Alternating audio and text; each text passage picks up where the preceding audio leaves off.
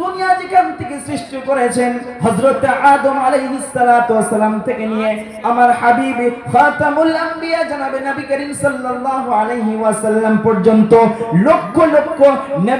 নবী একরামদেরকে আল্লাহ রাব্বুল আলামিন দুনিয়ার বুকে প্রেরণ করেছিলেন, কিন্তু হযরত আদম আলাইহিস সালাতু ওয়াস সালাম থেকে নিয়ে হযরত ঈসা আলাইহিস সালাতু ওয়াস সালাম পর্যন্ত আল্লাহ পাক যতগুলো নবী দুনিয়াতে প্রেরণ করেছিলেন কাউকে আল্লাহ রাব্বুল আলামিন রহমাতুল লিল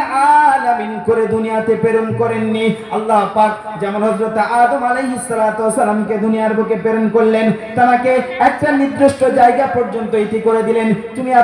এতটা জায়গা পর্যন্ত তুমি নবী। হযরত নূহ আলাইহিস সালাতু ওয়াস সালামকে নবী করে পাঠালেন, হযরত নূহ আলাইহিস সালাতু ওয়াস সালামকে হুকুম করে দিলেন, হে নূহ তুমি অমুক জায়গা পর্যন্ত নবী। ঠিক তেমনি ভাবে আল্লাহ রাব্বুল আলামিন যতগুলো নবী দুনিয়াতে প্রেরণ করেছিলেন সমস্ত